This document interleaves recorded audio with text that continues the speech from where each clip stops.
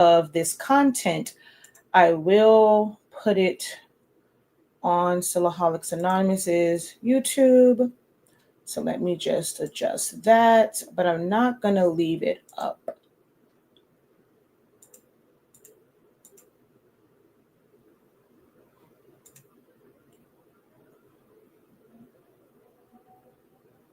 Oh, wow. I just got an announcement. It says happy anniversary on YouTube. You've given the world 9 years of videos. Oh, freaking wow. Whoa, that's kind of cool.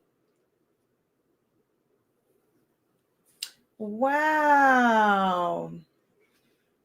That's pretty cool. I didn't realize, I think it's like December, maybe it was December 9th or something, somewhere in there, but I'm at my anniversary time for when I started Silaholics Anonymous. That's pretty cool. All right, let me go over here to Facebook, and that's cool. All right, so let's go here. Let's change our audience.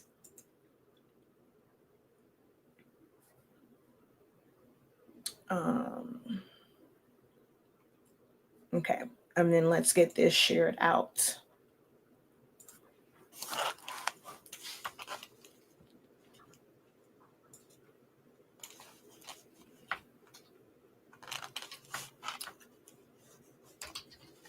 How you guys doing?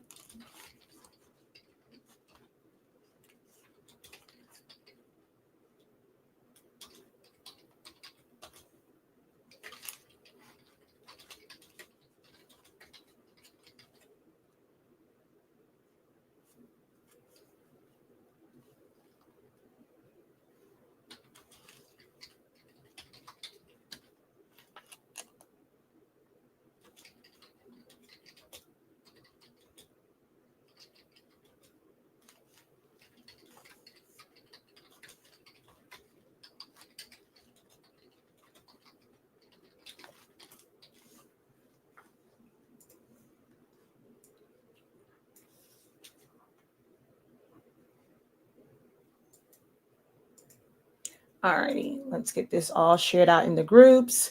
If you are watching the playback of this over on Honestly Speaking's YouTube channel, know that this is a live broadcast. So I do kind of wait to get people on. I go out and I share it out personally to make sure that we do have people on to actually consume the content. This is not a pre-recorded video where, it's already there. You just kind of jump on and we get into the topic. This is it's meant for me to speak to people in real time. So again, this is a live video. There will be, a bit of time before we get into the meat and potatoes of this broadcast and the purpose of this video, because I am sharing it out so that people can watch it in real time and be able to ask questions if needed. And it just has to build up the audience. So if you can bear with me, if you're watching the playback of this, you don't have to kind of sit through this part because I'm just sharing.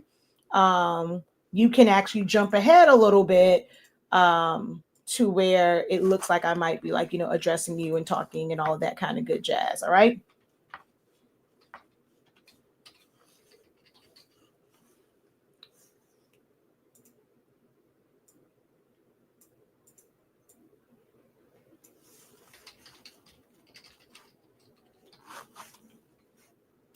Seriously? Hopefully it didn't do that for that and tagged all of those people. I hope it didn't. I got to go back through and see if it did that.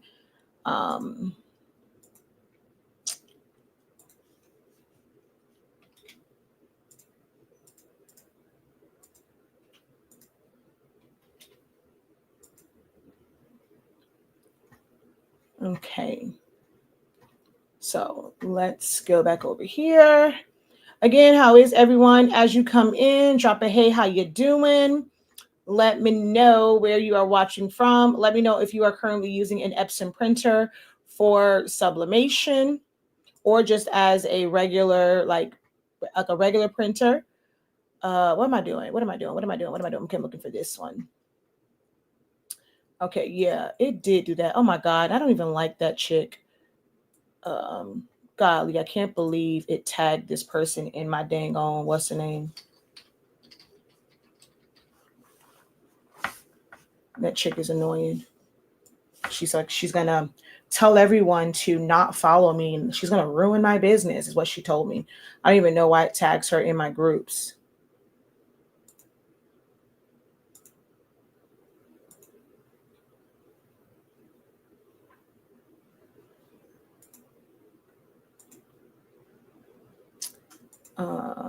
And I know she's not in my what's the name group, in my creative lounge group, not creative lounge, my student union group. So it should not have tagged her. Correct. Demon Relashi was still in my groups. Let's see. Oh, excuse me. Gotta take that gum out of my mouth because that's kind of rude. All righty. We are all shared out. Yep. Okay. Thank you, guys. Thank you. Hello. Welcome in. Incredible greetings, incredible repop them bottles. Hey. I'm great today. I am incredible. Hi, Jane. How are you? I'm using an Epson 2800 for sublimation. Hi from Texas. I'm using an Epson printer as a regular printer. I have a small format converted Epson printer. Okay. So let's just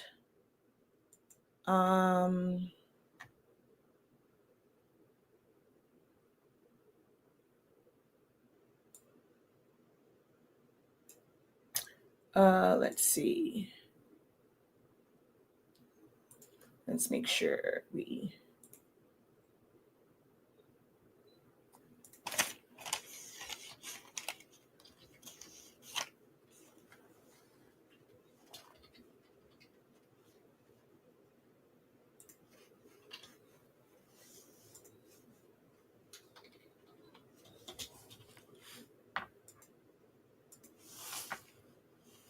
Okay, there we go. All shared out.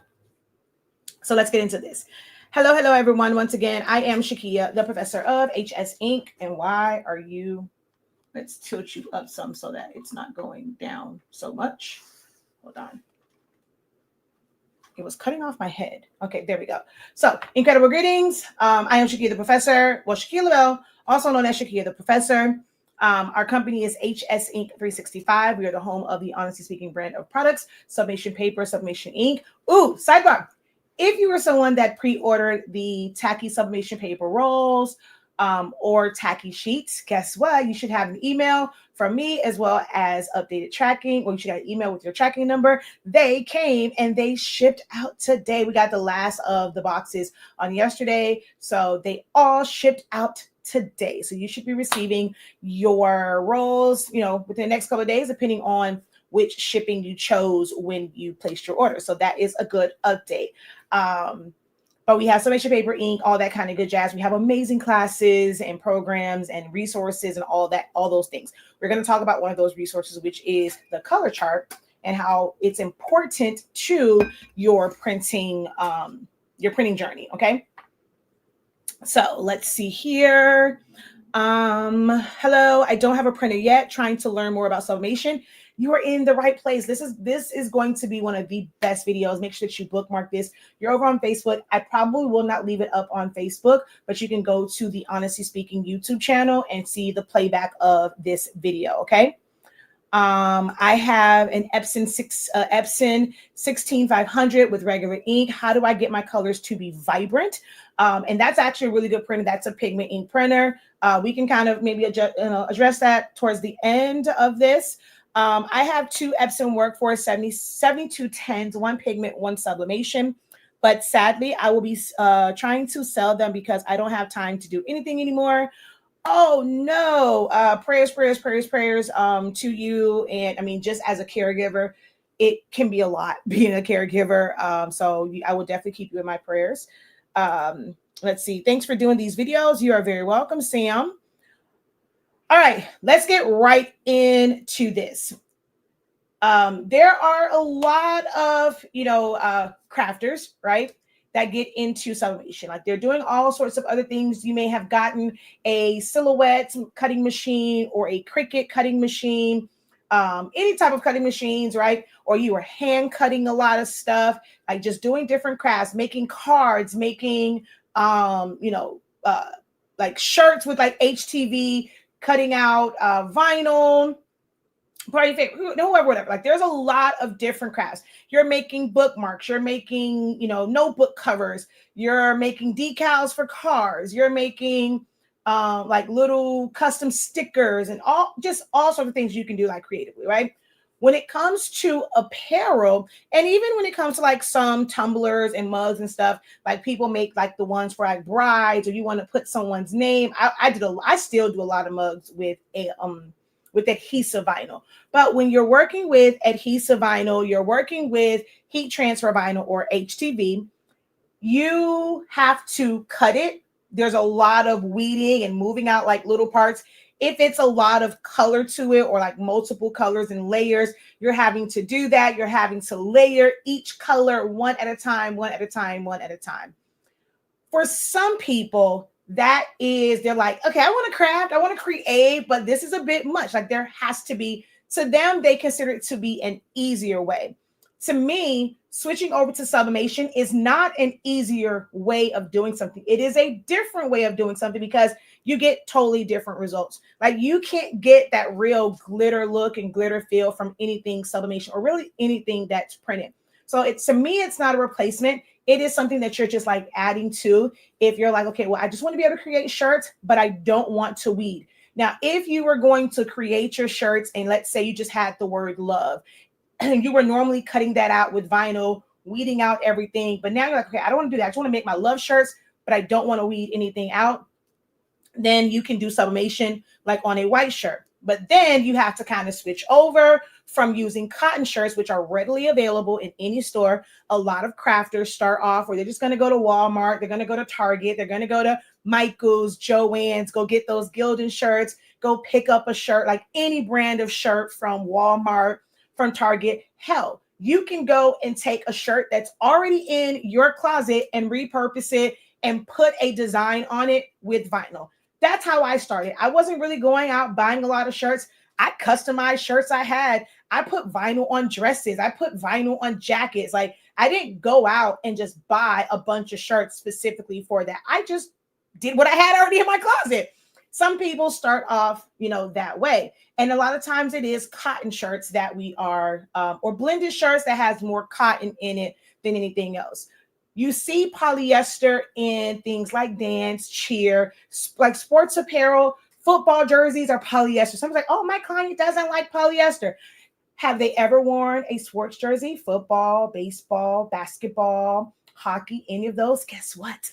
That's polyester. So when people say they don't like polyester, I'm like, I guarantee you probably have a lot of polyester. They think of like the old school polyester way, way back in the day. It's come a long way from when they first put polyester on the market. It's not this like rough, scratchy stuff, because if you don't know, polyester is nothing but plastic. It's man-made. It's recycled plastic. So when they first made it, it was kind of rough. It was really, everything was really, really shiny and stuff like that, but it's come a long way.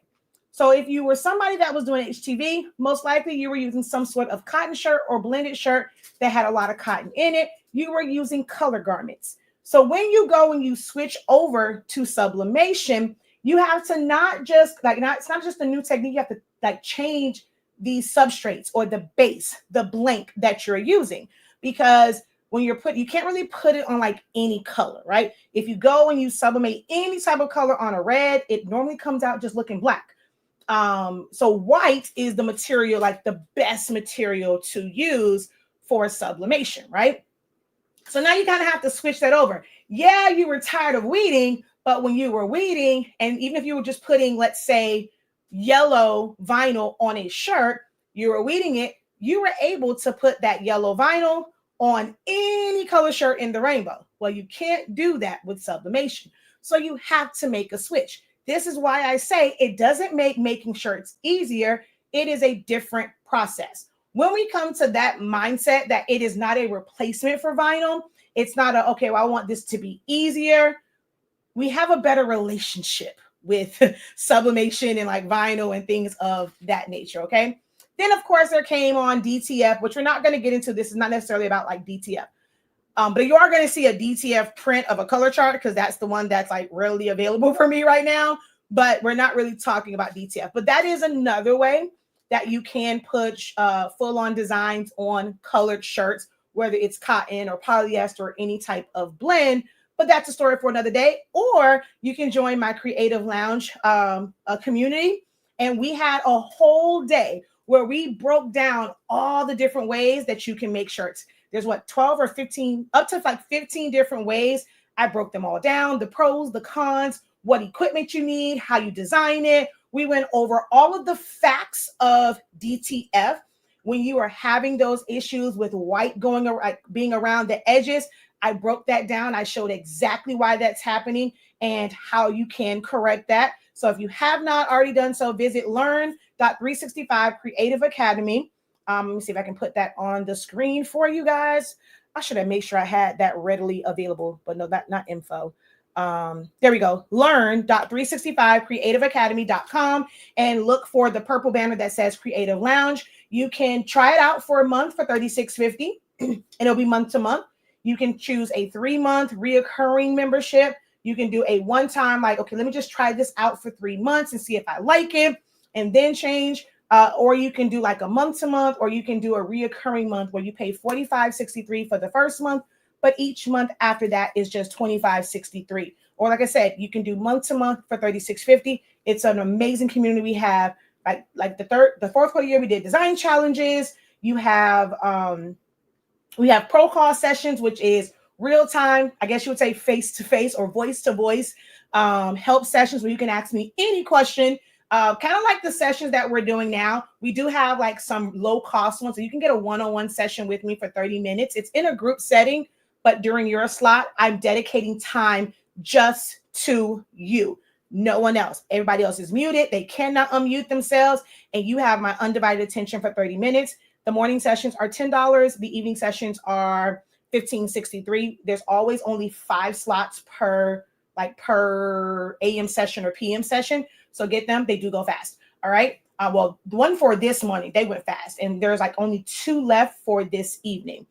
But definitely check that out. So they're like pro call sessions. We also have like we call them creative lounge sessions where I come in with a pre-planned like lesson. This month is dedicated to problems and solutions. So I'm going over some of the most common problems and frequently asked questions and providing answers and solutions to those. So we had our first one. We have 2 more. We have one next Monday, and the following Monday after that, we have the Creative Lounge session. So if you're looking for a community that's going to really help you grow and understand things, you can get that on a continuous basis. Check out the Creative Lounge by going to learn.365creativeacademy.com. Okay.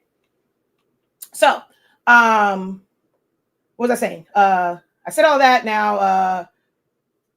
I was saying because we kind of went over that. But when it comes to sublimation, there's a lot of like, I won't say rules, but things that you should know. The average crafter, you're getting into this, they're not really trying to spend a lot of money on a printer. Like, let's just be real about it, right? We want to get in as a crafter. You don't know if it's going to make you money. And, you know, sometimes as a hobbyist, you're like, okay, I'm just doing this as a hobby. I don't know if I want to spend $600-700 for a printer, even $1,000 for a printer. I just know I want to make some really cool, cute things, some pretty things, but I don't want to kind of invest that much money and I'm not going to see a return on it. That is the mind of most crafters. So they're looking for a way to do it at the least, like the lowest cost possible. So they end up going to Epson printers and doing what's called a conversion. No matter if it's an EcoTank printer or if it is a workforce printer, which is like a cartridge-based printer, or an expressions printer, or an artisan printer that uses cartridges, when you are putting sublimation ink in these printers, it is called a conversion, okay? Some people say, oh, I'm not converting my EcoTank. Yes, you are. You're putting a different ink in that printer than what came in the box, okay? So back in the day, when it was kind of coming up and, sublimation is not something that's new, but it is newer to like the at-home craft community. This is something that has been happening for decades, on the larger scale, like, of things. And it has been happening in home, but again, a lot of people did not want to spend $500, $600, $700 for like the Sawgrass printer that was 8.5 by only 8.5 inches wide. You have to spend like $500 for that one. Their 13-inch wide, or the one that gives you the ability to print 11 inches wide, is like $1,000 plus. And then you have to still buy a bypass tray for an extra $125 to be able to do 13 by 19. And let's not talk about the cartridges. The cost of those things add up. It does last a long time, but it does add up. You end up having to change out your maintenance box with the Sawgrass more often because they recommend that you leave it on. And if you're leaving it on and you're not really, really using it, it's going through that maintenance cycle. It's wasting ink and it's filling up your maintenance box. So the Sawgrass printer became costly for casual users because of all of the waste with it going through its regular like maintenance process. Some people didn't like that. You cannot use like a regular printer for sublimation. It has to be heat free. All of Epson's printers are heat free. It's what's called piezoelectric. So it makes them ideal for sublimation. Well, back in the day, you had like the Artisan, which had the light magenta, light cyan. You get amazing colors with that. You also had printers like the Workforce. They're cartridge based, right? They were affordable. They were always on sale. They retail for $3.99 or somewhere in there, but you can always find them for like $200. I've gotten some of mine for $150. And there was like the 7510, 7520 series. Then you went into the 76 series, the 77 series, which the 77 series, they discontinued that right around the pandemic, like the start of the pandemic time. And then they had like these other printers. Well, some people on the internet, even those who had popular companies, they were teaching people incorrectly about converting these printers. They were saying that, oh, you're going to convert it. You have to do 30,000 print head cleanings in order to get the colors going. But they just didn't know what they were doing. They did not prime, they didn't fill and prime the cartridges correctly. They left vent plugs in there and it was a total mess. So it gave people a bad taste in their mouth about converting a cartridge-based printer. So when Epson came out with these EcoTank printers that were a little bit more affordable, people were like, because they already had, which someone said they had here, which was the 16500. That was like one of their first EcoTank printers. It was the EcoTank version of the Workforce printer. That was their first one. Then they came out with the ET 15000. That had a lot of issues, the first run of those. After the 15,000, they started to come out with smaller EcoTank printers for $150, $200, like $199 in there. This made it more appealing to the average crafters. Like, okay, I want to get into this. I like what I'm seeing, but I don't want to spend a lot of money.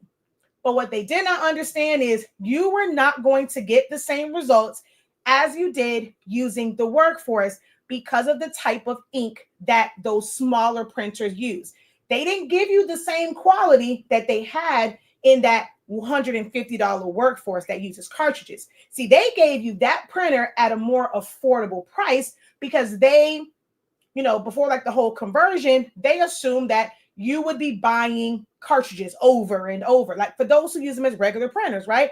Epson was cool with that, just like any other printer. You keep buying cartridges, you keep buying cartridges. So that's where they would make their money at, is in the cartridges. But when there was this influx of people who are using these printers, but not buying their cartridges, we got to figure something else out, is what Epson said, basically. So they came out with these EcoTank printers. So they're going to charge you more for the printer and say you get 2 years of free ink, which is not really true. And they kind of lowered the quality of some of these printers. And they charge you more because you're going to come to them less often for ink refills.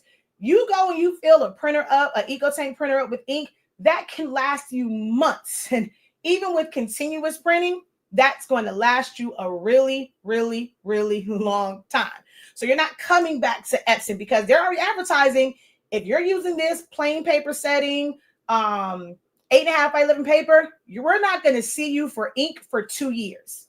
So they built that 2 years into the cost. So here we are, we have a smaller printer, but it costs more than the other one, right?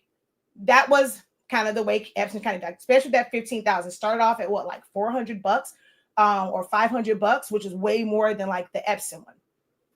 Then with the smaller ones, you were always getting the Epson Workforce for 200. Okay, well, you're used to paying 200 because they're always in sale. We're going to make this one 200. It's kind of how they enticed you with the smaller printers. So people were getting those, putting the ink in. Oh my God, this is so much easier. I don't have to deal with cartridges. You just fill it up with ink. Well, at first, there were some issues because with the Workforce printer, people like me will tell you, start with the Epson cartridges and then put your refillables in. So some people were setting up the eco tanks incorrectly. They did not put the ink in there beforehand. They did not hold down the question mark to get it charged.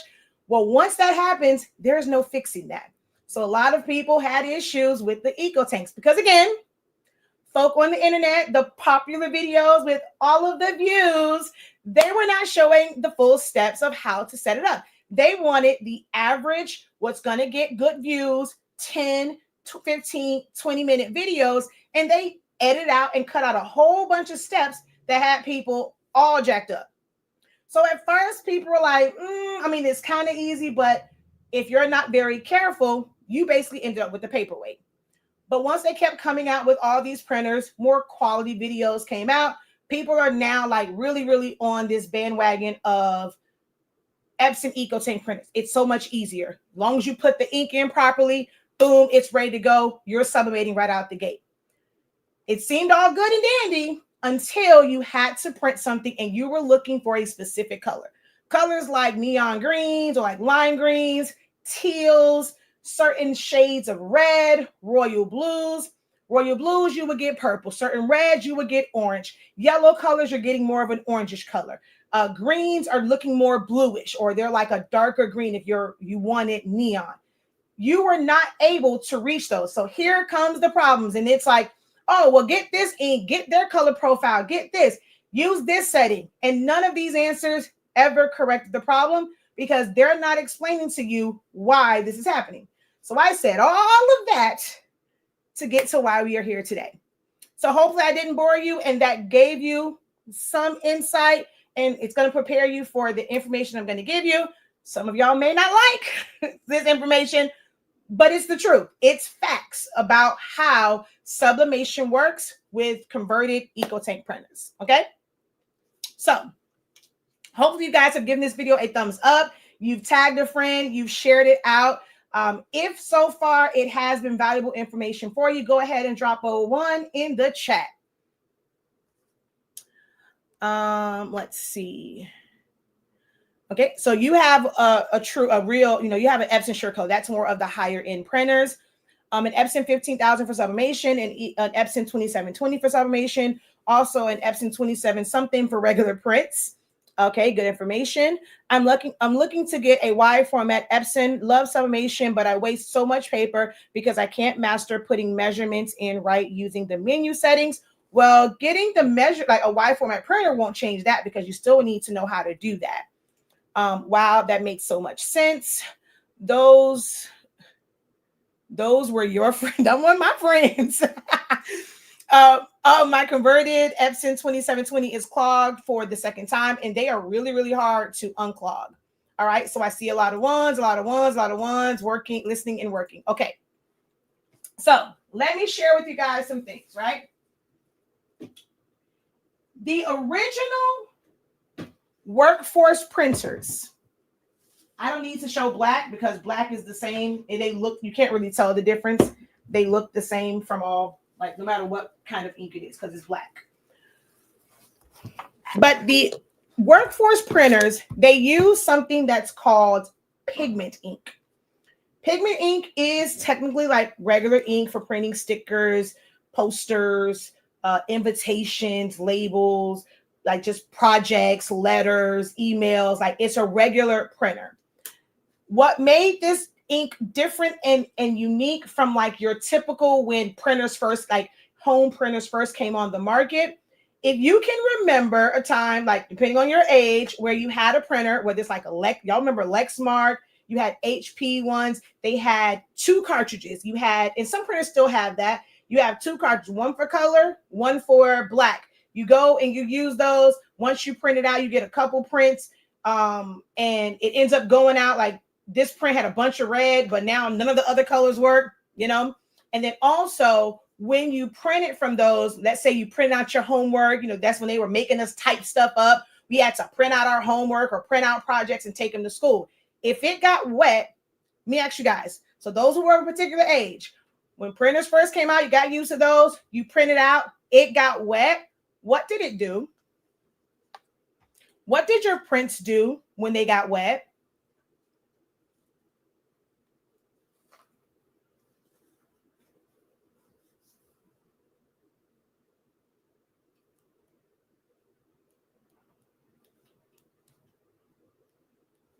What did your prints do when they got wet back in the day?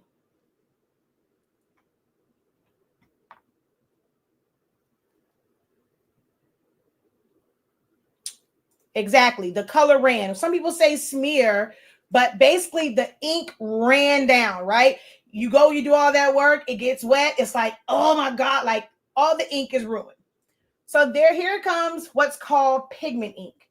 Pigment ink is kind of like your laser printer. So y'all remember laser printers. You print that, it can get wet, nothing happens to it. It doesn't run because it's toner, right?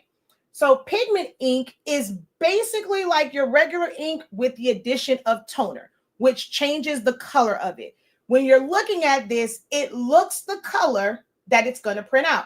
Cyan looks blue, yellow looks yellow, magenta is, you know, a pinkish color. This is pigment ink. Pigment ink is made with, and like with pigment meaning color, and toner powder. That makes this ink water resistant. If you were to print something with this on regular paper, not coated paper, regular everyday paper that's not coated, and you put water on it, it would not run. Your colors are going to also look a little bit more vibrant on matte paper than it does with the dye-based ink because it has toner. Just like a laser printer, it more so sits on top. So you got more vibrant color. So when people were using like the Artisan, the Workforce, even for regular prints, for centerpieces, for print cuts, party favors, labels, stickers, you got better colors really no matter what printer you use because this was a better quality ink. Okay. This is what was in the Artisan, the Workforce, those types of printers. Well, when Epson came out with the EcoTank printers, that 16600, 16650, this is the ink that came in the box. If you look at it, it would look similar to this, right? Don't ask me why they changed it, but when they came out with the 15,000, they came out with the 2803, 2800, 2720, 2700, 4800, 4850, 2400, all these different printers. They did not use this ink. They went back old school. They put in those printers what's called dye-based inks. Do you see the difference in what these inks look like? This is the yellow. It looks like food coloring. That looks orange. This is the magenta. It looks dark. You can barely tell. Only when you tilt it, you can tell it has some pink to it. This is cyan. It also looks dark. When you tilt it, you can kind of see the blue tint to it. So in all of those printers, they went away. Their very first EcoTank printer, they used this ink. All of the other ones, they use this. You want to know why? They wanted to deter you from using it with sublimation because, yeah, you may not come back for 2 years to buy some ink, but you are never coming back because you're not using their ink, okay? They also wanted to deter you because if you notice, no other company sells a true sublimation printer that prints 11 inches, 13 inches wide as its max size, right? Because Ricoh, i.e. Sawgrass, they hold the patent for that. When you understand trademarks and patents, you'll understand. Epson, unless they would like to buy and do certain things, they cannot infringe on their patent. So they're not going to release a printer where its max size is either 11 inches wide or 13 inches wide. So for the longest time, Epson did not have one. They eventually came out with the F570, which is 24 inches, but you have the ability to print 11 by 17, 13 by 19. But that is advertised as a 24-inch printer, not a 13-inch wide printer, not an 11-inch wide printer. So because of crafters going around and putting posts that says, oh, I have a 13-inch Epson sublimation printer, inadvertently, you are creating this buzz that Epson is infringing on the patent of Ricoh. Because you guys are calling it. You're doing all these videos saying, this is how you set up an Epson sublimation, 13-inch sublimation printer. An Epson wide format. Sublimation wasn't something new to Epson. They had the 36, they had the 44, the 60s. They've had big sublimation printers. They never had a desktop version because they could not technically have one. But when we're converting them and the colors are coming out similar to Sawgrass, Houston, we have a problem. By making their wide format ones like this,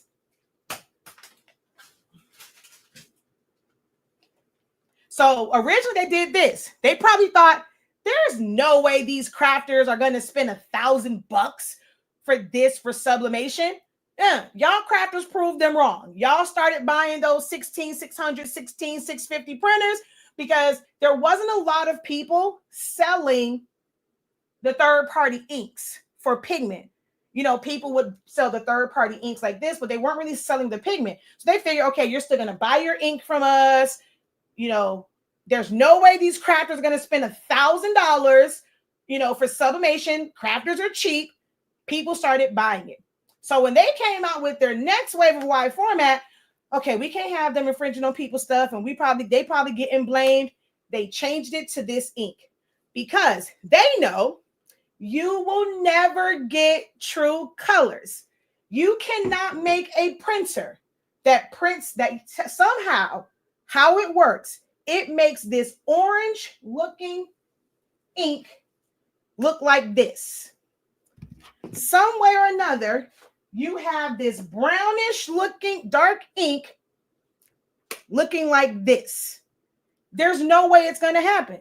So they figured, okay, if, you know, they see the colors are wrong, they're not going to use it. Well, y'all showed them because y'all kept buying it because you have everyone saying, oh, we found a new hack. This is game changer. Get you an EcoTank printer. But they didn't tell you about the colors. So sublimation ink is based on a pigment ink profile. It's based on a pigment ink profile because the color, although it's different, it's not going to be the exact color because sublimation is heat activated. So the colors come out a little bit darker, and then when you heat it up, you press it, that's when the colors come out. This and this, even though it's a different shade, this still gives yellow. This still gives yellow. Okay? Even though it's a little bit different, we have to remember that you have to heat this up to get yellow. See how these look pinkish? They look reddish. This does not. So for everyone that is using a 15,000 and 8550, that printer is $800, okay, retail. You still not going to get good colors, okay? I'm telling you now, you're not going to get your true accurate colors from that. It's always going to be like, even converting it, right, with the workforce, it's still off a little bit because, you know, you can't fully match the profile and it is a different type of ink, but it can be closer to the right color. But from an EcoTank printer, there are certain color ranges that it just cannot reach, okay? There is a sublimation ink that is for neons and fluorescents because its traditional inks doesn't reach that color gamut. This does. But even though it reaches it, this ink can't really produce those colors, kind of sort of like the way that it really should. I mean, you can technically still get it, but it's not quite the same. So you are going to be missing half of the color gamut when you put sublimation ink in a printer that was made for dye-based ink. So all of the 2700 series, 2800 series, 2400 series, 4800 series, 50 something series, 15,000, 8550, 8500. I don't care if you paid $1,000 for those prints, which the 8550 is the most expensive. It's $800. You are never going to be able to get colors like teal to really, really come out like every single time. Like you play around with it, it can get closer to it. But colors like teal, neon greens or lime greens, certain reds without having the right color code, it's going to come out incorrect. So you have to use it. You pay for it. You're going to use it. I just want, like with this information, it's not to make you change your printer, but it's for you to understand this is why the colors are coming out like that. And no matter what you ask in a group, no matter they tell you get somebody else's ink, get a different paper, change saturation, contrast, move your red, move your cyan, they can tell you all of that. It's not going to change the fact that you are using a printer that somehow prints out the darkest of ink. And if you do a nozzle check, it looks like a beautiful bright pink, but it's dark in the bottle. It's how the printer, the technology of its format, it's set up to make this look bright yellow, bright pink when it prints out. So to use a printer that's supposed to print this, but your ink looks like this, your colors are going to be off. Your colors are going to be off for the majority of the color gamut. There are going to be some colors that you're not going to see a big difference. Another color that's really hard, Eagles green. Those who are Eagles fan and you have a converted EcoTank printer, you print it out and you don't get that Eagles green, oh, they get real mad, okay? Because it just cannot produce that color unless you do a lot of altering to the image itself, not from your print settings. You have to kind of figure out how you have to change the colors of that in your image editing, like changing hue, saturation, gamma, contrast, brightness, adding a little bit more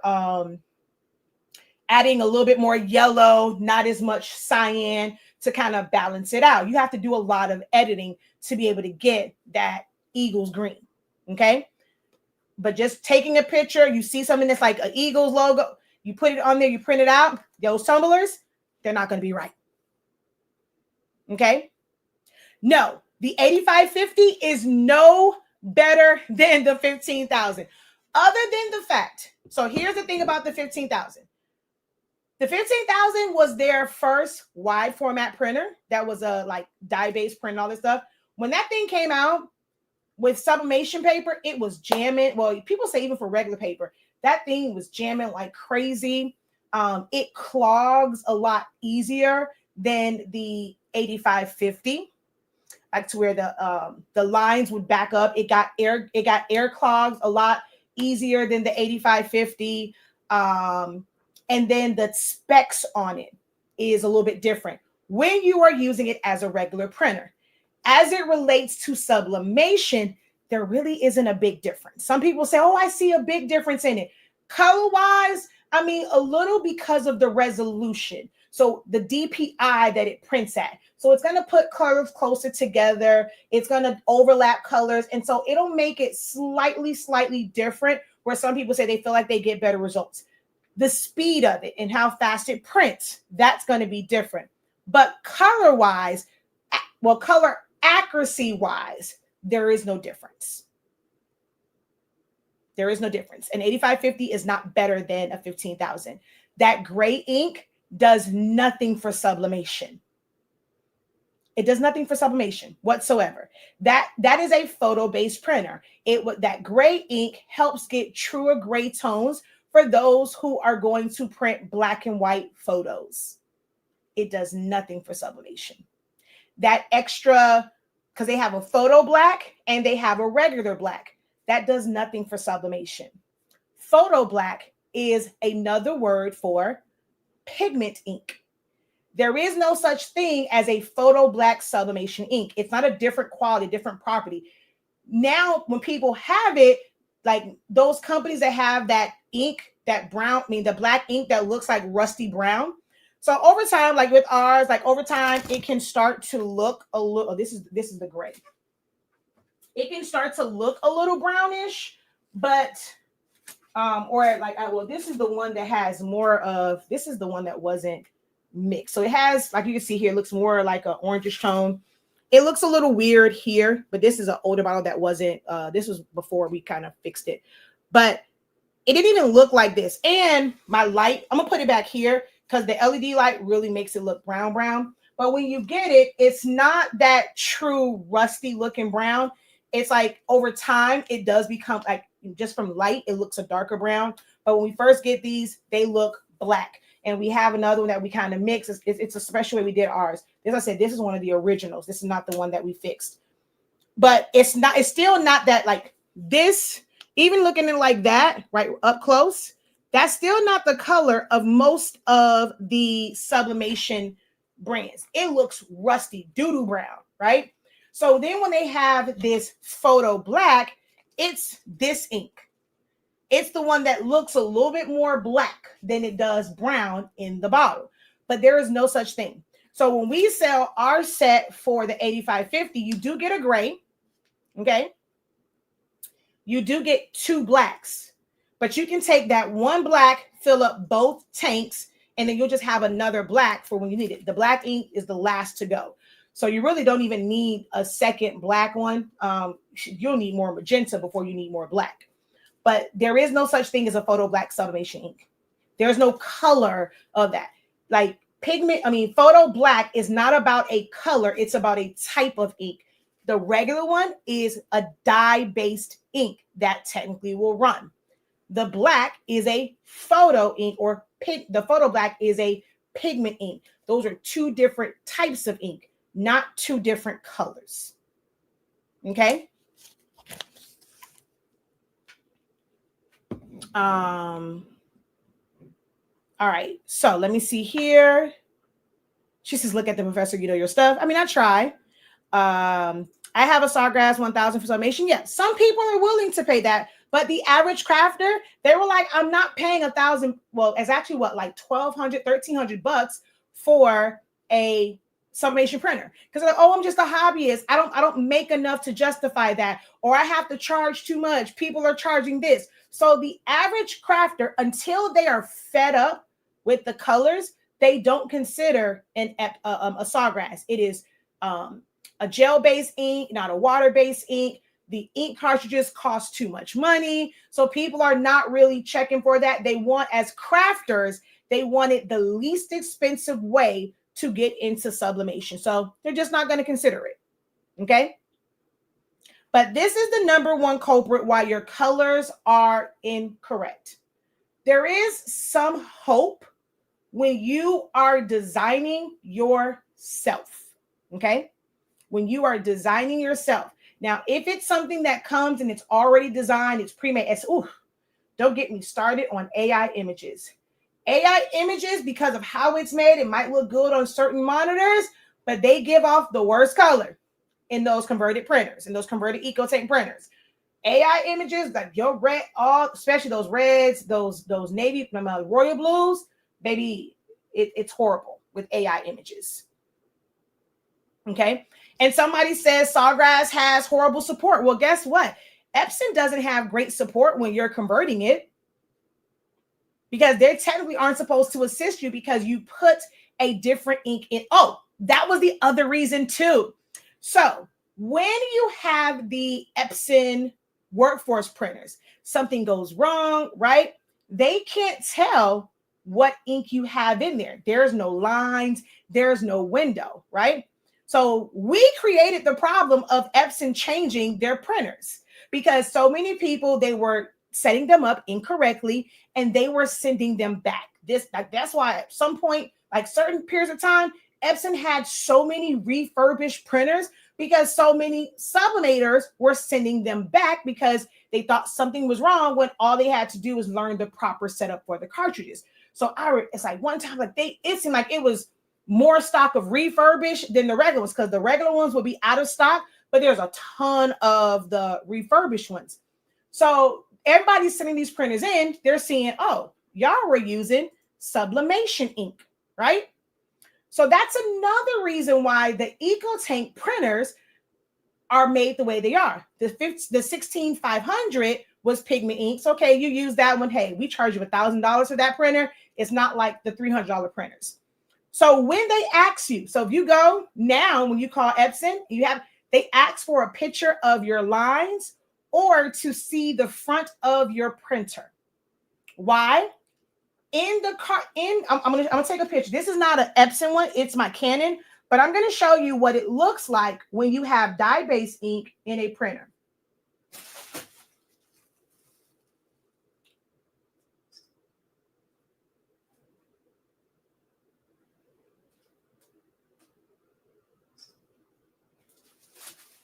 So when you have dye-based ink in a printer, you cannot tell what colors, like which colors which.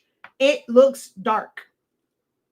And even with the flash on it, you can kind of somewhat see a little bit of that orange, but it looks dark. So when they have you send them a picture of your lines and they see color, we cannot help you. You converted that. You're not using Epson ink in that printer because that printer is made for dye. They know that that ink is supposed to look dark.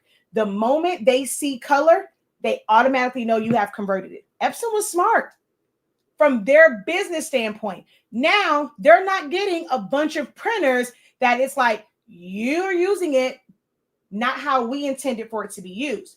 You can't go and want us to fix it, blame us because you did not put our ink in that printer.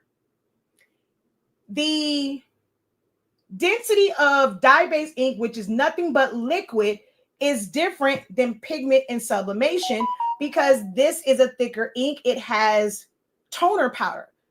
It has a powder substance to it. This is straight colored, like colored water. So putting something that's thicker in a printer that's meant to just basically print out, filter out water, you're going to get more clogs. You're going to have more issues. They're like, we're not going to keep paying for this. So they made it where those printers use a thinner ink to deter you from using it with sublimation, because when you have issues, you cannot call us for support. We cannot walk you through this. We don't know why it's messing up. You're not using our product. You can't send it in to us. It now you paid $200 for a paperweight. We're not going to help you. Go pay a print shop almost the same amount as that printer to get it fixed. We're not going to help you. We're not going to send you another one once you show us that you're using a different ink. That was smart on Epson's part to not keep losing out on money. Okay? So that's why your colors are off, guys. No way around it. No way around it if it is something that's pre-made. So now I'm going to tell you or show you how you can not be surprised when colors come out. But this is only when you are designing something and you are filling in the colors, or like if you're using like Photoshop and you do like a color overlay, things of that nature, the color that you choose for your brush, when you are putting the colors in, I'm going to show you how you can get closer to accurate colors. Okay. The Brother printers, it's a Sublimation printer. It's their printer. So that wasn't as a concern because people aren't. I've never used it, so I can't give you hands-on experience. It's an 8.5-inch printer. Brother will never come out with the 13-inch one. You're going to be stuck with 8.5 inches wide.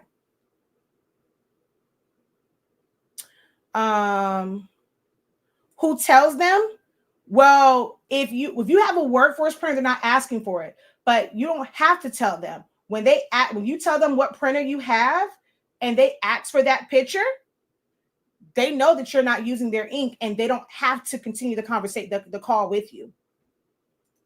Can you point me in the direction of troubleshooting the Workforce 7210? It really depends.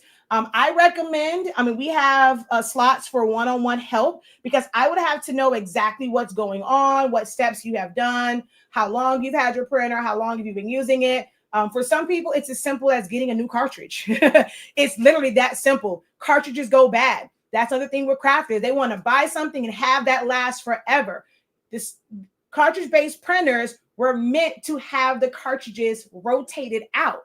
So when you have this cartridge that you've had for 6 months, a year, 2 years, using the same one over and over again, it's going to have issues. So depending on what your issue is, it might be as simple as changing out your cartridge. But I won't know that until I get all the details of what's going on. We do have, I think, 2 slots left for tonight. So if you would like to go to our website, shop.hsink365.com, scroll down to where it says personalized help, choose December 12th, and one of the 2 slots that's open, I can literally walk you through. Now, I'm not going to say I will be able to fix it, but I can at least let you know if it can be, because right now you just don't know if it can or cannot be fixed. But I can get all the information and walk you through steps to try to kind of fix it and things of that nature.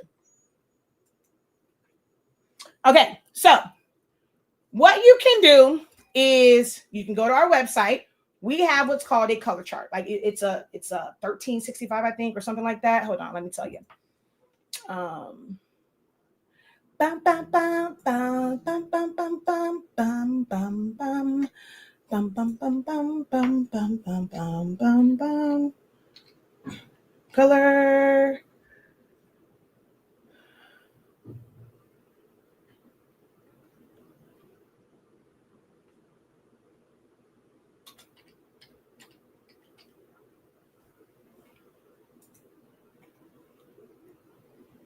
Yes, it is 1365 for the color chart, right? You have individual ones and you have like a full one. So what you can do is take that color chart. You're going to print it out. You can print out the individual charts on 8.5 inch by 11 or 8.5 by 14 inch paper, and you can sublimate that to felt sheets. Like, okay, sheets of felt. Felt is polyester.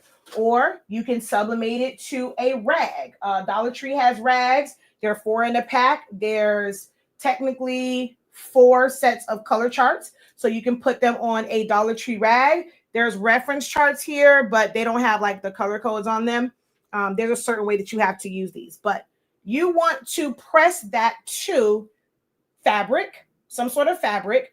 And I recommend pressing it to a hard substrate, either a metal photo panel. They have MDF that is sublimation. It's like bigger panels. I've seen somebody press it to a slate, like the bigger slates, or you can do like a tumbler. So this normally kind of gives you an idea. Any hard substrates or glossy substrates, you want to kind of see how the color is going to come out. So once you do this, you are now able to see the exact color range your printer can reach. You're going to be able to see the exact color range your printer can reach. And when you are designing, now on here, it's going to be small. I also recommend printing it out from a regular printer where you can see the numbers a little bit better, or you can just utilize it. You don't go and try and put these colors in your color palette. It's too many. It's not going to help you anyway, because you need to kind of see the color and know exactly what code that is. But you can open it up on your screen and you can sample. So if you have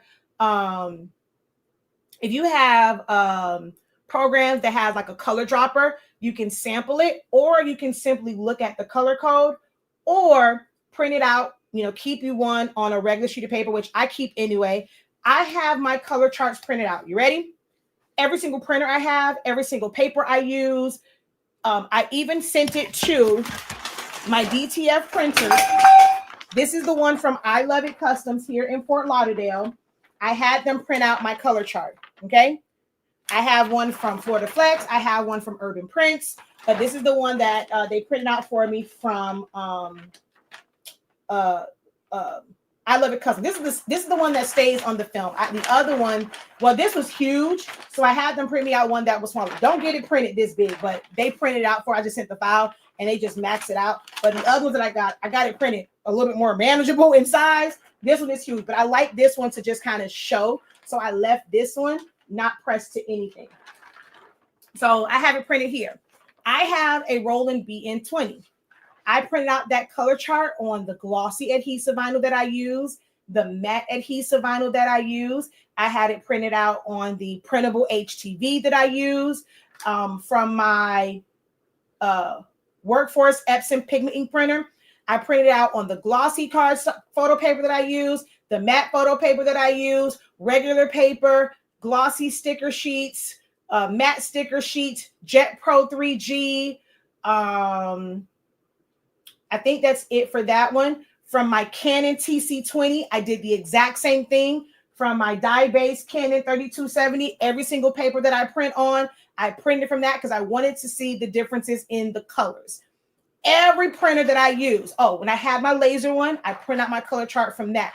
And you will see that those colors, that color code is slightly different from each of those printers, even from the same exact printer. Printing on photo, like on matte paper versus printing on glossy paper, the colors are different because it can be muted, it can appear brighter. So it is important for me because I'm particular about colors. I print out color charts from every printer on every media that I use. It's a non-negotiable for me. And if I know that I'm creating this design, I'm filling the colors in, I know that I'm going to send it to I Love It Customs. I'm going to reference my color chart for the tone of blue, the red, pink, whatever, so that I'm not surprised when I get it. Okay? Especially with designing from a program like Silhouette. Silhouette does not have a CMYK mode. But whenever you are printing from DTF, they have to print from CMYK. When you're designing in Silhouette Studio, when you're designing in Canva, it is being designed in RGB. But when they get your file, they convert it to CMYK. So certain tones will be muted. Then you'll get your prints back and you're like, this ain't what I wanted. So when you have that, you can pick the right tone of brown, yellow, red, whoever, whatever. The reason why you also have to do that, every monitor is different. I want you guys to think about when you go into Walmart, Target, Best Buy. You can show your age if you've ever been to Circuit City, and they have all these TVs on the wall. You have standard TVs, and then when HD TVs came in, and you have 4K TVs, all these different ones. You have LED TVs, you have TVs that have backlight to them. It can be showing the same exact loop of video. And it looks different on every last one of them. You can take a design, look at it on your laptop, your computer, then also look at that on your phone. If you have an updated phone, ask someone that has a different phone and for you to send that picture. Look at it on that one, right? You're going to notice that those colors look different from every last one of those devices because monitors have different qualities. I have two monitors, and although they are the same brand, it's something weird with it to where one shows color one way and the other one shows it different, like from programs like Photoshop. They're not the same, right? They're not the same at all. Everybody's eyes are different. All your monitors are different. So sometimes you're not even going to if you're going off of, well, what I see on my monitor, it's not coming out like that. Well, you might have a cheap monitor. I'm sorry. You ain't got you the cheapest model because you just wanted something. People keep telling you, you don't need a lot of money to get started. You can start off real cheap. You can do da-da-da-da. Well, when that quality control kicks in, you're going to wish you spent a little bit more money, okay? They're all different. So it's going to look different. I have a picture that I took a picture of my laptop screen and my computer screen, and the colors were so different. I got to find that post somewhere and like pin it up somewhere, but the colors were different. So if I was going off of one versus the other, I'm going to be disappointed when it comes out. But when you go and you print out that color chart, it is telling you no matter what it looks like on the screen. Your screen could be set to black and white, but you go and you print out something color from that screen that's black and white, not the print setting, but your screen went black and white. Guess what? It's still going to come out color on that printer. So when you print out color charts or you print out just some sort of reference from that printer, you know how that printer is going to print out on that media. For sublimation, I didn't go for sublimation. For sublimation, the other thing that I have it on is not just fabric, like a fabric. I have it on colored fabric. So when it got felt, I pressed my color charts to felt. I have a video on that on Honestly Speaking's YouTube channel. I also printed it out on, so y'all don't think I'm lying to y'all. I promise you, my business ain't called Honestly Speaking for no reason. I'm going to show you, child. I'm going to show you. I'm going to show you. I'm going to show you. I'm going to show you. I'm going to show you. I'm going to show you. All right, where is it at? Oh, boom. Here we go.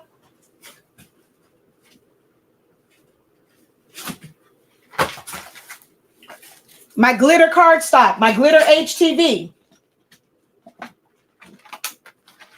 Because I do things like print to glitter for all sorts of things, whatever, I have it on because I don't have to do glitter cards. HTV, that's more expensive. I got some glitter cardstock. The white glitter cardstock, where it's like a iridescent. I printed out on that. And I told y'all, I printed it out from my Roland. What does that say? Orajet. That's the color chart. And then this is, actually, I think these are the ones that probably came from, I don't know if these are the ones from mine or these are the ones from, what's that company? Ace Printing. But let me show you. Let me see. Let me find the matching one to this.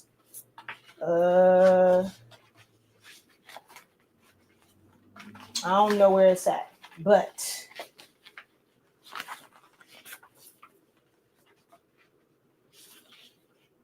okay, this is glossy. This is matte. Even though they're not the same, they would, like, you can just tell. Actually, no, that's not the same one. Wait, is it? No, it's not the same. Okay, but this one is. This is the matte one. This is the glossy one.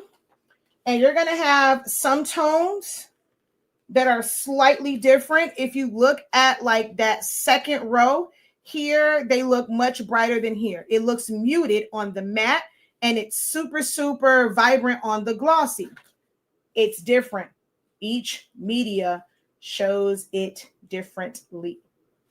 It's technically the same color, but the media makes it look different. Okay. So go over there, 1365, get you some color charts, print to your heart contents. Okay.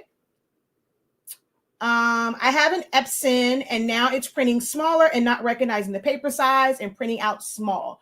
It's probably just the way you have the setting. Again, we have the sessions that you can join, where I can go over and look at your exact, you can share your screen with me. I can see exactly how yours is set up,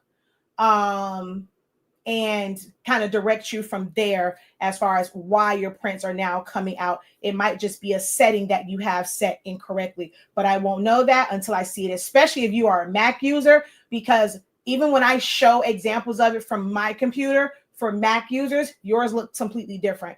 So I recommend booking one of the sessions, whether it's a session for tomorrow, which that will be up after this, or you can come. I think there were 2 slots left. Let me see if they're still available. There were 2 slots left for this evening session. You get 30 minutes to ask whatever questions. Some people, they get a bunch of questions in that 30 minutes. You'll be surprised. 30 minutes really does last a long time. So yeah, we still have 2 slots, 7:30 and 8:30 are available for tonight. That is $15.63. If you are somebody that wants to learn, you like when I have videos, you're always learning for something, like when I'm teaching others, you can get a viewer only spot. So you get to learn from the questions that other people are asking, and you get to do viewer only. You cannot ask any questions. I do not address your questions, but you're going to be in that room and you can soak up all of that knowledge. It's just $5.63 for a viewer only slot. Viewer only slot. But you get to learn for $5.63. I just don't answer your questions, okay? Yes, go over to, let me show you what it looks like. Let's pull this over here. Let's present, share screen, entire screen, bam, bam.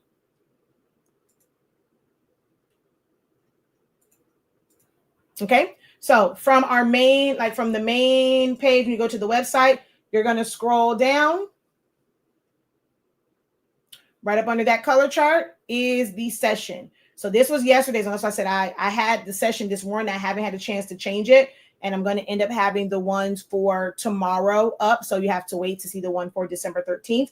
But you would select December 12th and then time slot. You can do PM viewing only, or you can book. Well, it's better for you to click on it so that you can really see which ones are available. So if you come on here, you go to December 12th, you will see that 7:30 and 8 p.m. are still available, and you can also do the PM session.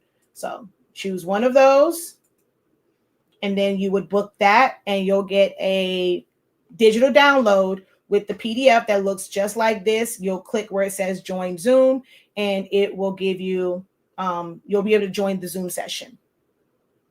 If you want to ask questions, it's literally just your time. Yes, there are others in the room, but they are muted. They cannot unmute, even if they put anything in the chat. Sometimes I will go over, if time, if I have like a little extra time, I'll answer some of the questions that might have been posted in the chat, like one per like I won't say one per person, but like anytime like there's like, a few of them, a few extras, but everybody's turned off. It's just me and you. I pretend like they're not even in the room. And you can ask as many questions as you want. We even have some people where they emailed me their questions ahead of time to make sure, like, look, I want to get the most out of this. So if I can pre-send these and it cuts down on time trying to like figure out all this stuff, I can pack in as many questions. Someone, she sent her questions, she got through those, and she had time to ask even more questions on top of that. So it's a good, that 30 minutes is actually longer than what people think.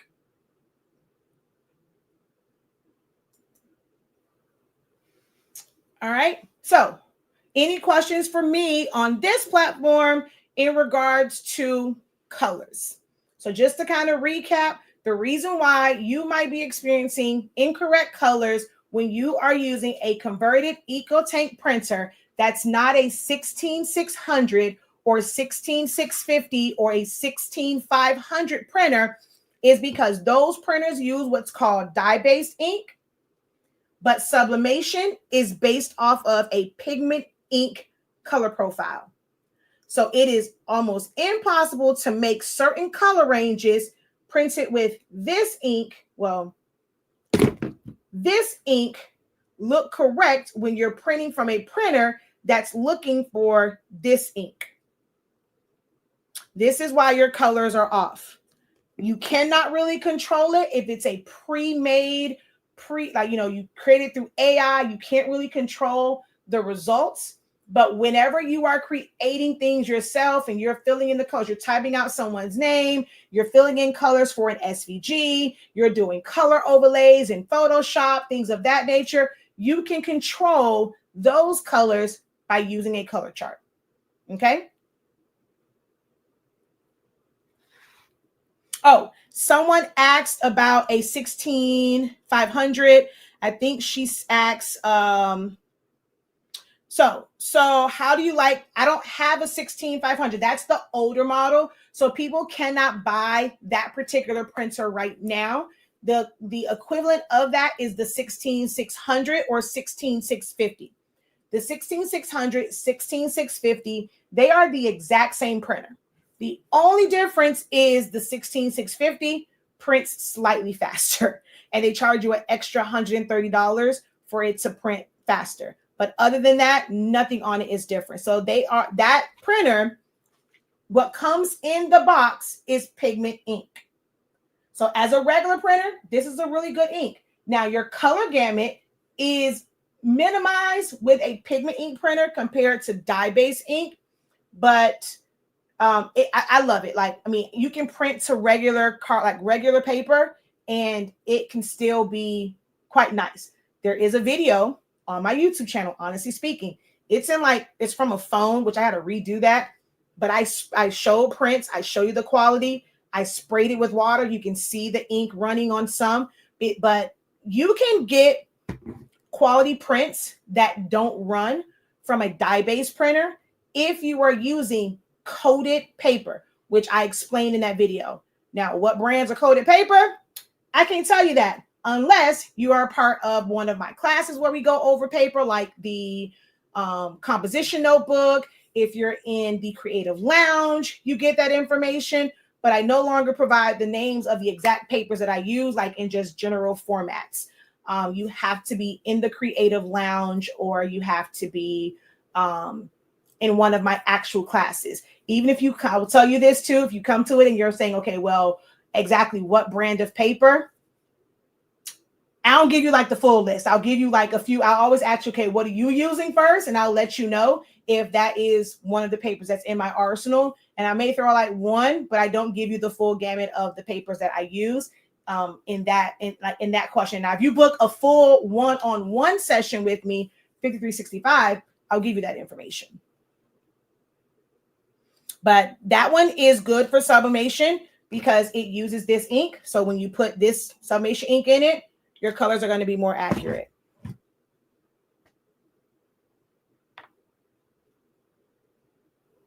Do you have a color chart? Just put your Pigment ink in my Workforce 7210. So the 7210 is a Pigment ink printer. If you are using that as a regular printer and you are using the Epson cartridges, that's already Pigment ink. So what you can do is use a third-party system that's going to help you save on ink. We don't have any 252 cartridges in stock. If you already have refillable cartridges, yes, you can buy our Pigment ink, but we don't have any cartridges in stock. Actually, no. For Pigment ink, we do, because we have some pre-filled setups with Pigment ink. So if you want Pigment ink, you can get our cartridges because we have some quick start kits. Quick start kits, not the bundle, quick start kits. So we have quite a few that are still they're already filled with Pigment ink. So I stand corrected. If you want to use the 7210 with our ink, we do have that, and then you'll just get the kit with like more ink in it. But yes, you can use our ink with your 7210 if you're using it as a regular Pigment ink printer and you were buying Epson cartridges. You're gonna save money on your ink replacement. I answered that. It is dye-based ink. Every printer here, when I say every printer, don't matter. You can throw any model number. I don't care if that printer is $100, if it's $800, if it's $900, because there's some that's like a smaller one. It's like a tower. It's like $800. It's like an 8.5-inch printer. If it is not the numbers 16600, 16650, it is dye-based ink for black, cyan, magenta, yellow, and gray. And then the photo black is Pigment. The photo black is the only Pigment ink. So any printer that is not 16600, 16650, it is dye-based ink. No matter the number, no matter how much you paid for it.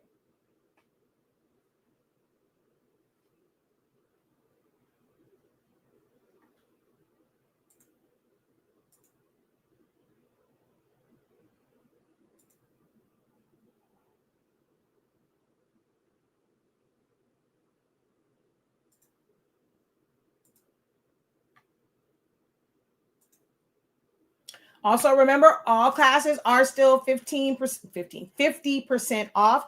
The code is Create Must 365. It shows on the top banner if you ever forget it.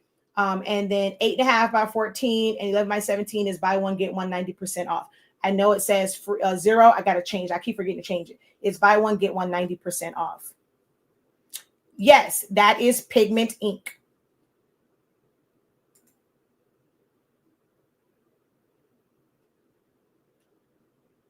So it's not that it's better. Okay, I'm going to show you.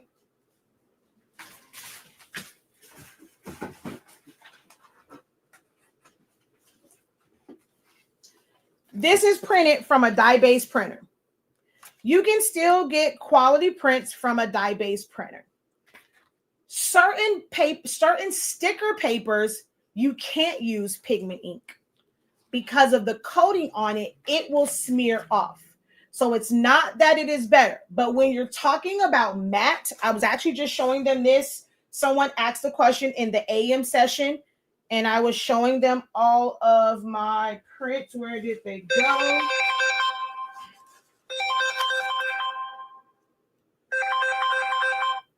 Oh, shoot, I didn't mean to hang that up. I think that was the doctor for Zayn Imani. Shoot. Hold on, y'all.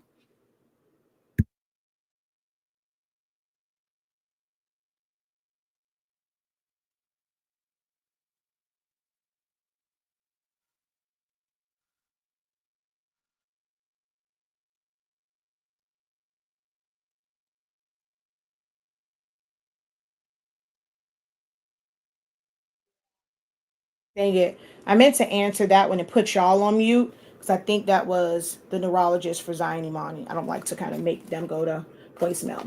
So I was showing them in class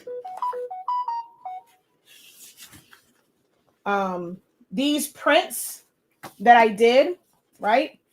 And like matte versus, if you took these are all from my what's the thing called? My composition notebook class, and you really get to see like all of these, the different print settings and stuff like that. So okay, here's a perfect example. On matte paper, if you're using a matte sticker sheet, then pigment ink will be better. So these are the same exact paper, right? This is printed from a dye-based printer. This is printed from a pigment ink printer. Because it has toner in it, on matte paper, on a regular like copy paper, your colors will pop a little bit more on that. When it comes to a glossy paper, this is from a dye-based printer. Glossy paper is different for a dye-based printer, and the colors will look great. So when you're looking at matte versus glossy from a dye-based printer, no, wrong one. Matte versus glossy, it's different. Okay. Hopefully, don't come in here yelling all that kind of stuff. Pigment ink on regular non-coated paper is water resistant. If you need that water resistant property, you can print on any paper. Normally, when you're buying coated paper, it costs more than a standard paper. So by using a pigment ink, you could save a little bit on paper.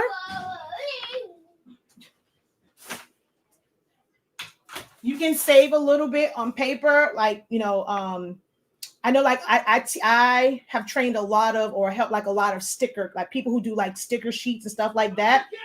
And they use like the online label paper. Online label has like a regular paper, and then they have a waterproof paper that is coated. The waterproof paper, like almost double the cost of the regular one. But those who have pigment ink printers, they can use the regular one. Their colors are still going to be nice and vibrant, and it's going to be water resistant. It's not going to run. So in that, like, depends on what it is that you're doing. So I'm not going to say that using pigment is better. It just depends on what you are printing. If you're printing on a lot of photo or like glossy type paper, you can use a regular 8550 or dye-based printer.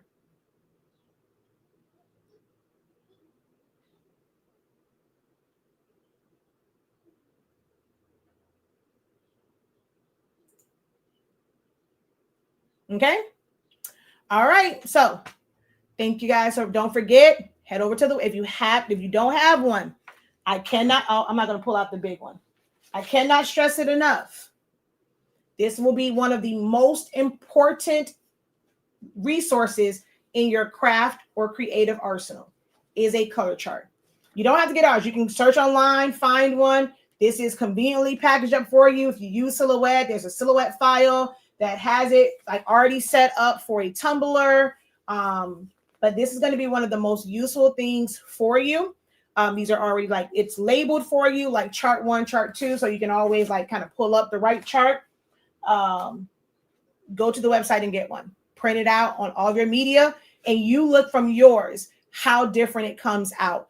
Another thing that I showed them, let me see, which one is it? Nope, not that one. Hold up. Wait, what did I do with that print?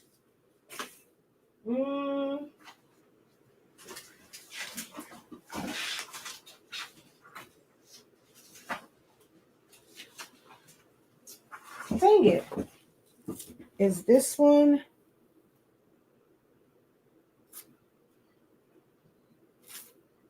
No, I think those are the same. Let me see. Okay. This one, you can tell the difference. Same exact paper. The only difference is a print setting, right? So I like the one with the ship. It's a little bit easier to tell. But if you look here, if you look at Minnie Mouse's face, one looks paler than the other. You look at Goofy and look at his face. This one is pale. This one is a bit brighter. Look at the yellow of Donald's beak. It's a little bit different. The yellow here, these two yellows look different. This one looks brighter. This one looks darker. So even something like a print setting can change how colors look. So it's important to test out different print settings.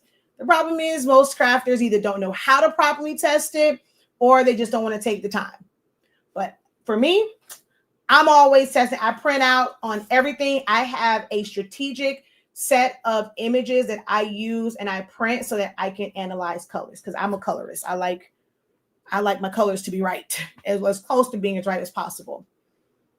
Thank you, Professor, for answering my question. I thought I ended up with a paperweight. I'm still making payments on. No, so it's a decent printer. It's a photo-based printer. And when you're printing, because it's a photo-based printer, they would assume that you're going to print to photo paper. Photo paper is coated. So it's meant to be where if you print to photo paper, it's not going to run. If you print like a lot of the coated papers, a lot of the papers now are coated. It's just certain industries, like I said, online labels, they definitely have a coated and an uncoated paper. But for the most of the ones that you guys, like I see kind of the names I kind of see floating around craft groups, those are coated papers and coated sticker papers and things of that nature. And you should be okay. When in doubt, make a print, put it underwater and see if it runs. And that's how you know if it's coated or not coated. And watch my video over on Honestly Speaking's YouTube channel. Go watch that video. You will see the true difference between a coated and uncoated paper. Thank you for sharing your knowledge. I learned a lot. No problem. What about it? What about an F570? Not sure what you're asking. Yes, because it's a photo printer, I thought it would be good for stickers. It can be. Just have to use the right sticker sheets. You just have to use the right sticker sheets. That's it. Oh, here it is right here. Is this the one? No, these are all the same. This isn't the one that has the two different prints on it. Oh, no, I got too much stuff. I've been teaching. Oh, here it is. I've been teaching like crazy. See, I like this one because you can really tell the difference between this blue and this blue, this red and this red. So sometimes it's the media that you're using, it's the printer that you're using, the settings that you're using, where something that looks red on your computer is going to come out looking more pinkish than red, your blues. This is more of a navy blue. It came out looking royal blue here. It will be because of the media you're using, the printer you're using, i.e. the ink that you're using, and the setting. These came from the exact same printer, but one was with a glossy setting, one was with the photo matte setting. Although the blues look better here for this particular image, for other ones, like my yellows, certain yellows, the yellow over here under the glossy setting look more like yellow gold, not a true yellow. So for certain tones, the matte setting gave me a better tone than the glossy setting, because the glossy setting makes it look, I'll put this one on the back. The glossy setting makes colors like yellow look more orangish or like yellow gold and not like a bright yellow. So one setting is not for, that's another thing that'll probably help ease your mind. It's not you. There is no one size fits all print setting for sublimation, for stickers, for chip bags, for labels, for calendars, for whoever, whatever you're trying to print. There is no one size fits all setting for printing. There is not. So hopefully that'll help. It might frustrate you because you wish it was, but at least now you're not going to blame yourself, and you understand why some colors might be off when you print it out. So an F57 you cannot compare to any EcoTank printers. That is a true sublimation printer. The ink that comes in the box is sublimation. It was designed, it was programmed to print out sublimation ink to give you a certain color. They now have, like before, you have the light one where you are kind of at your own, like using your own like print setting and things like that. And now they have one that comes with Epson Edge Pro, which is a color management system. It costs about $500 more to get that one, to get Epson Edge Pro, but you're going to get more accurate colors. But that has no place in this conversation as far as conversions and why you're having wrong colors, because that is a true sublimation printer. If your colors are coming off like way off with an F570, it's probably because of the way that you are printing it out, the settings. Like if you don't print like a print manager, the colors can be all over the place. If you were somebody that uses Affinity or Photoshop and you're playing around with the saturation, perceptual, coloramic, absolute, like all those different things, they're going to give you different colors and they're going to be like off. So that's why they kind of like, now Epson with the F570, you can get the Epson Edge Pro, because that's going to be an exact color management and you don't have to worry about all of that. Is it the Adobe RGB 1998? Is it the Epson IJ07? Is it this setting? Is it that setting? You don't have to worry about all of that when you're using the Epson Edge Pro. But it does not really, like that one does not affect it by anything I talked about today, because that is a true sublimation printer.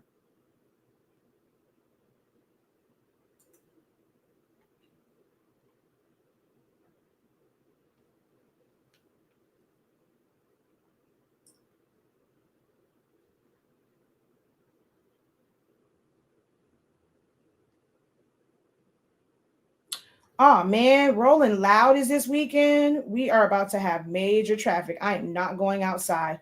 I did not know Rolling Loud was this weekend. Oh my goodness. No problem. All right, y'all. I will, again, if you would, we had a lot. When I tell you this morning, the playback for this morning session will be available for purchase. There were a lot of great questions, some design things within Silhouette, some printer type questions. Someone asked about the differences between like Shopify, Etsy. I kind of broke that down. A lot of great information in this morning's session, which the playback will be available for purchase. These sessions do not come with playbacks. They're not like my regular classes. My regular classes, they all come with unlimited playbacks, but these are very discounted. My hourly rate for stuff is way more than $10. So it comes out to like $20, like, for 30, it's 2 30-minute sessions an hour. So I'm basically making just $20 an hour. My hourly rate is way more than that. But this is a way for me to be able to give back, help, answer questions. A lot of times you don't get someone where they're answering your questions for such a small fee. If it's in the evening, it's a little bit more of a, inconvenience on my family life. So it is $15.63 for the evening sessions. Take advantage of them. When there's free time within my schedule, just check the website and they will be up. I will be creating like a email list so that you can always get updates on when slots become available. Eventually I'll have it to where I'll probably put out like a week or 2 weeks of slots, probably just a week of slots, and I'll send out the email, hey, slots are open, go on and book it. So be on the lookout for that. Until next time, guys, have a great one. Continue to unlock your creativity, be incredible, and visit shop.hsinc365.com. Peace. I say be incredible, be incredible.